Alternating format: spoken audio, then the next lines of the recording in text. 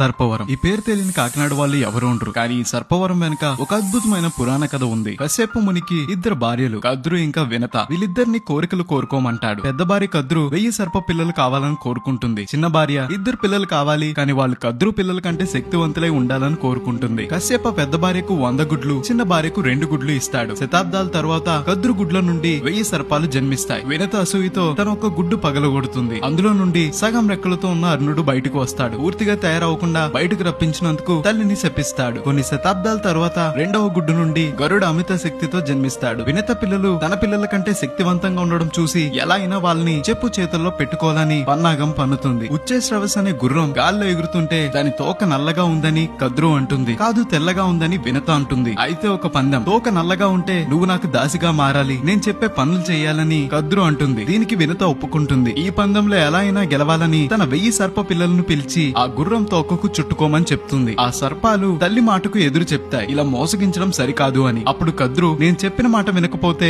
మీరందరూ యజ్ఞ మంటల్లో కాలిపోతారని శపిస్తుంది. శాపానికి భయపడి సర్పాలు వెళ్లి గుర్రం తోకను చుట్టుకుంటాయి. తర్వాత వినతికి గుర్రం తోక నల్లగా ఉందని నిరూపించి దాసిలా మార్చేస్తుంది. ఆ 1000 సర్పాల్లో ఆదిశేషుడు కూడా ఉన్నాడు. చేసిన మోసానికి ప్రాయశ్చితంగా తపస్సు చేసుకోవడానికి ఒక ప్రదేశాన్ని వెతుక్కుంటూ ఒక చోటుకు వెళ్తాడు. అక్కడ ఆదిశేషు తపస్సు చేసి విష్ణువుని మెప్పించి తన దోషాన్ని పోగొట్టమని, అలానే తానెప్పుడు విష్ణువుతో ఉండే వరాన్ని ఇవ్వమని కోరుకుంటాడు. అలా విష్ణువు సర్పానికి ఇచ్చిన వరం వల్ల ఈ ప్రదేశం సర్పవరంగా మారిందని నమ్ముతారు. ఈ రీల్ ని కాకినాడ వాళ్ళకి షేర్ చేయడం అస్సలు మర్చిపోకండి. ఇలాంటి మరిన్ని వీడియోస్ కోసం గోదావరి స్టేషన్ ని ఫాలో అవ్వాలి మరి.